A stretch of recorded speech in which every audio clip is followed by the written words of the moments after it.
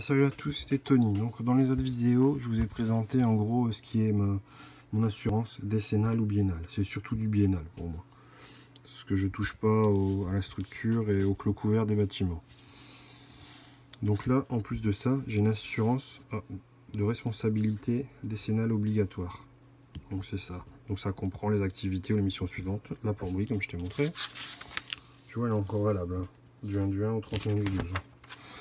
Donc ça comprend la plomberie, comme je t'ai expliqué dans la vidéo, la cuisine, l'électricité, les revêtements de sol. Alors. Et donc après, tu vois, là, ça va être toutes les exclusions et tous les trucs très importants à savoir. Donc après le carrelage, il y a le terme réalisation, comprend pour toutes les activités exercées la conception, la mise en œuvre, y compris la préparation des supports, la transformation, confortement, réparation, maintenance, entretien et le montage-levage.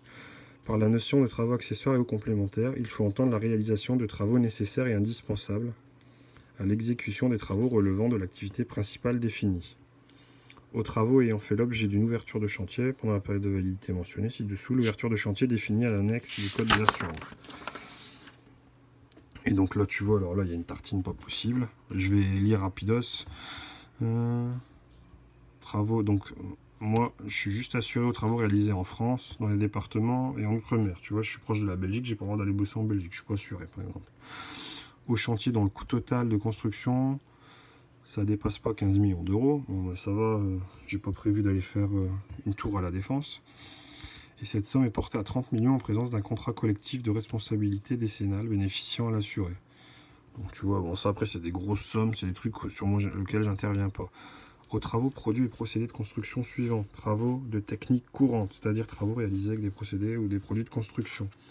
Soit traditionnels, ça doit être traditionnel, normalisé et conforme aux règles en vigueur, c'est-à-dire aux normes homologuées françaises.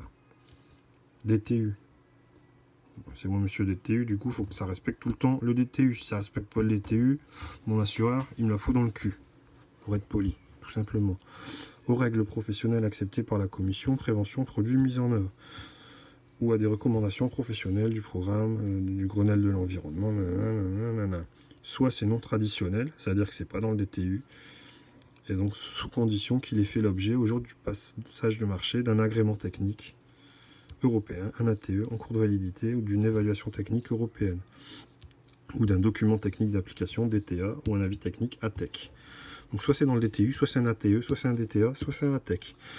La technique d'une appréciation technique d'expérimentation, soit c'est si avec avis favorable ne valant que pour le chantier mentionné. Donc ça c'est si tu es en gros tu es un testeur. Ou d'un pass d'innovation vert en cours de validité. Tu vois. Donc en gros à chaque fois que tu fais un travail, ça doit respecter ces normes-là. Si ça ne respecte pas ces normes-là, ça ne fonctionne pas. Ça c'est très important, il faut le savoir ça. Les règles acceptées par la C2P, Commission de prévention des produits mis en œuvre, sont listées à l'annexe 2. Donc tu vois, il y a encore des annexes et des annexes. Les recommandations, la rage, et voilà. Donc maintenant, je vais refaire une autre vidéo, sinon ça va être trop long. Et donc on va parler d'autre chose. Salut à tous, c'était Tony.